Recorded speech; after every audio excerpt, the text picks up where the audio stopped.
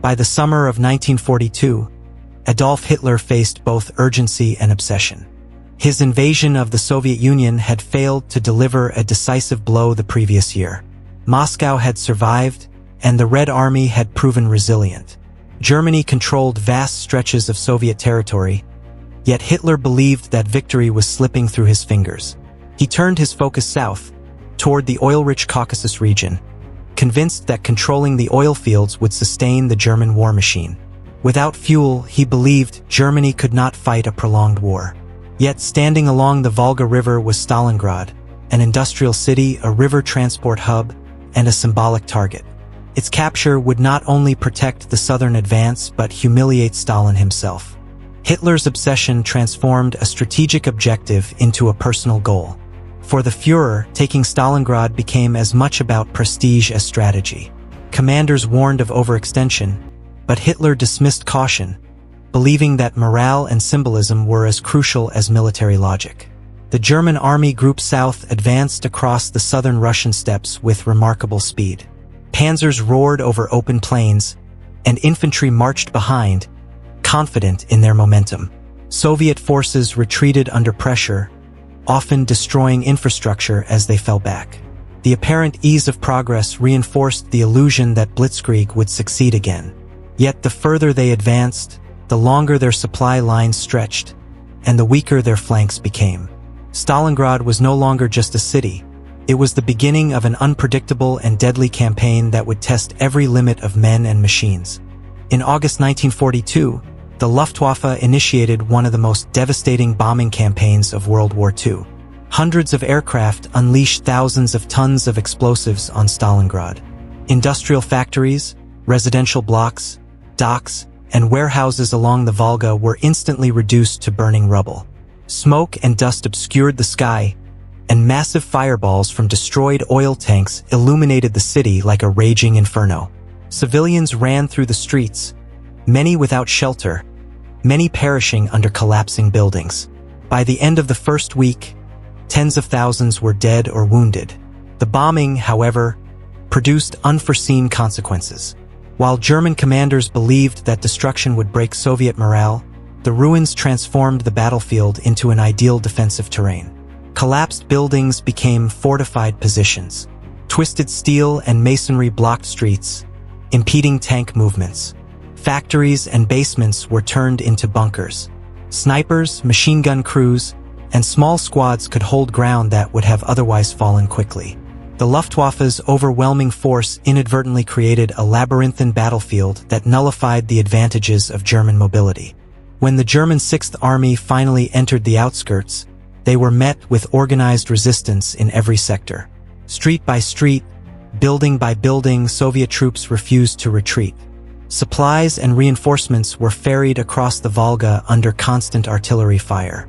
Civilians often assisted soldiers, moving ammunition, guiding units through ruins, and warning of enemy movements. What was meant to be a swift capture became a grinding urban war that drained men, material, and morale. Stalingrad, though devastated, remained unconquered. By September, combat in Stalingrad had become infamous among German troops as Rattenkrieg, Rat War.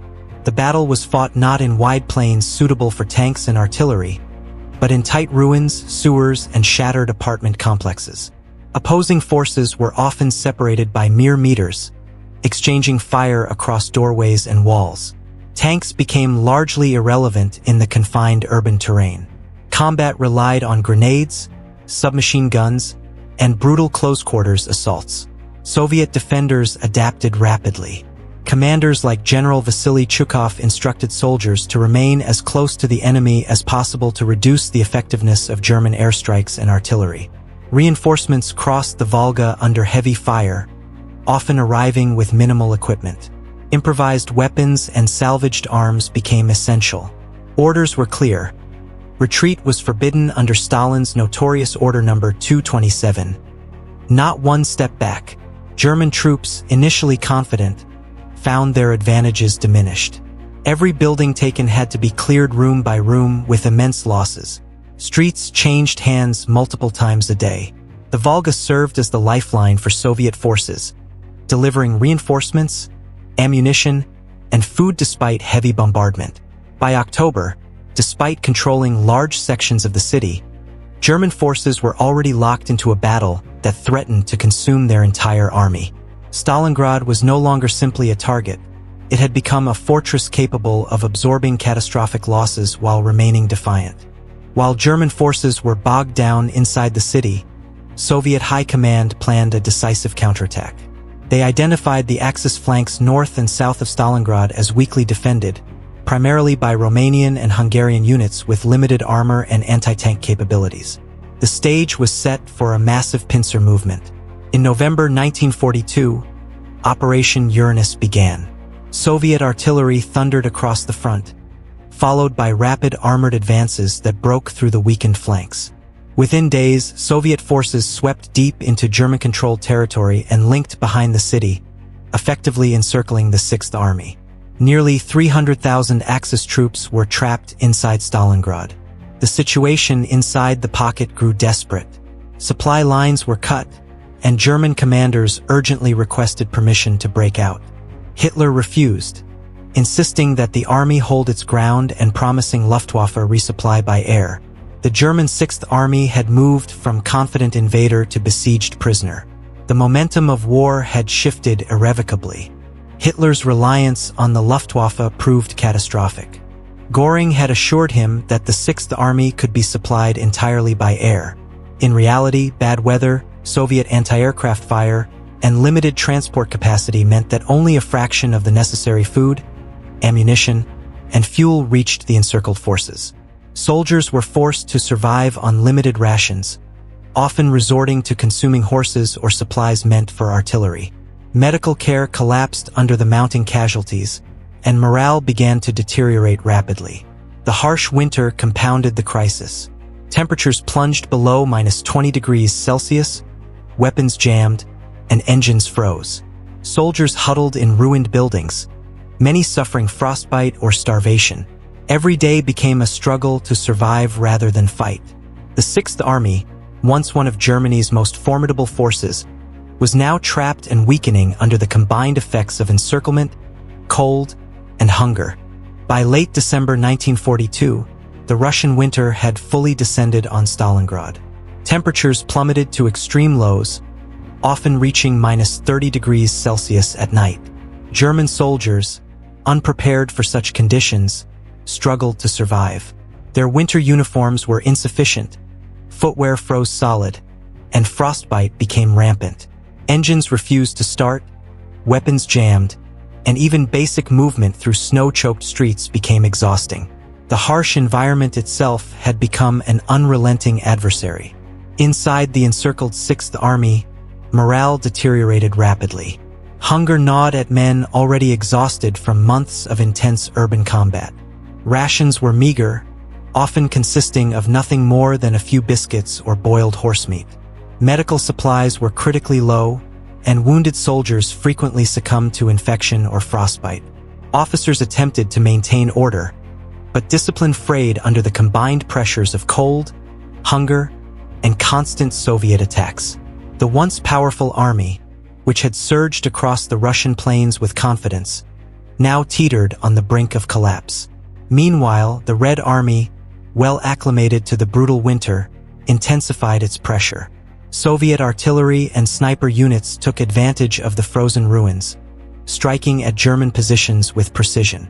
Reinforcements flowed across the Volga, supplying troops and equipment, while Soviet commanders exploited every weakness in the German defensive line.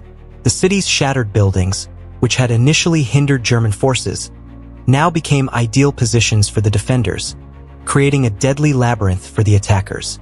The Luftwaffe's promised air resupply could not compensate for the scale of the crisis. Snowstorms grounded aircraft, and anti-aircraft fire from the Soviets limited their effectiveness.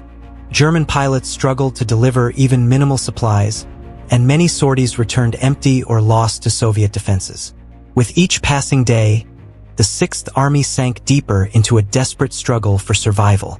Hitler, isolated from the realities on the ground, continued to insist that surrender was unacceptable.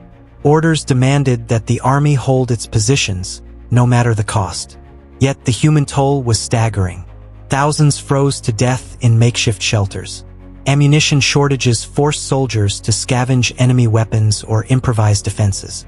Each day brought the Sixth Army closer to annihilation, and the harsh Russian winter revealed the full consequences of Hitler's overconfidence and miscalculation.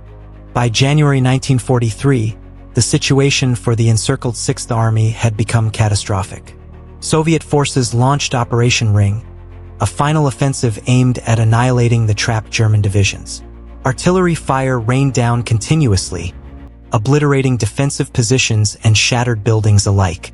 Infantry and armored units pressed forward from multiple directions, systematically dividing the pocket into smaller, isolated sections. Communication lines between commanders collapsed, and the once cohesive army became fragmented. German troops, exhausted from months of urban combat, extreme cold, and dwindling rations, struggled to resist. Officers attempted to maintain order, but the collapse of logistics and morale made any organized defense almost impossible. Snow-covered ruins and frozen rivers became traps rather than shelters, as Soviet artillery and snipers dominated the landscape. Desperation replaced strategy. Survival became the only goal for many soldiers. Hitler, in a final act of obstinacy, promoted General Friedrich Paulus to field marshal, expecting him to fight to the death. But the reality on the ground was undeniable. The Sixth Army could no longer resist. On February 2, 1943, Paulus surrendered, marking the first complete destruction of a German field army in the war. Nearly 90,000 troops became prisoners, while countless others had died in combat or succumbed to cold and starvation. Stalingrad had inflicted a humiliation that reverberated throughout Germany and the world. The surrender at Stalingrad sent shockwaves across Europe and the Axis powers. The destruction of the Sixth Army shattered the myth of Nazi invincibility. For the Allies, it was a monumental psychological victory, proving that even Germany's elite troops could be defeated. Across occupied Europe, resistance movements drew inspiration, while morale in Axis nations plummeted. Within Germany, the news caused widespread grief and disbelief. Families mourned sons, brothers, and fathers lost in the frozen ruins. Propaganda struggled to maintain confidence, and the image of Hitler as an unstoppable leader began to fracture. Military leaders grew increasingly cautious, realizing that the strategic initiative had shifted. Meanwhile, the Soviet Union celebrated a monumental triumph, boosting national morale and solidifying confidence in its military strategy. Stalingrad became a symbol of resilience, determination, and national unity, both for defenders and for the world observing the collapse of German forces. Following Stalingrad, the strategic landscape of the Eastern Front changed permanently. The Red Army, emboldened by victory, launched a series of continuous offensives, forcing German forces into a steady retreat. Germany, once on the offensive across the vast Soviet plains, was now compelled to defend shrinking territory. Resources became critically strained. Fuel shortages, equipment losses, and an inability to replace casualties steadily weakened the Wehrmacht. Strategic mobility, which had once been Germany's advantage, disappeared under Soviet pressure. Cities and towns that had fallen earlier were now contested or liberated. Stalingrad marked the transition from German dominance to defensive attrition. From this point onward, every German victory would be temporary, and every defeat increasingly catastrophic. The Battle of Stalingrad stands as one of history's most decisive turning points. It demonstrated the limits of German military power and the effectiveness of Soviet strategy. Hitler's obsession with capturing symbolic targets and underestimating the resilience of the Soviet Union had led to catastrophic consequences. What began as an ambitious offensive to secure resources and prestige ended in total disaster. From the frozen streets of Stalingrad, the war in the East entered a new phase. Germany would now fight a war of survival, while the Soviet Union seized the momentum and pressed relentlessly westward. The psychological impact of the defeat was immense, inspiring the Allies and demoralizing Axis forces. Stalingrad was more than a military loss. It was the moment the tide of World War II shifted irrevocably. The road to Berlin had begun, and Germany's downfall, once a distant possibility, was now inevitable.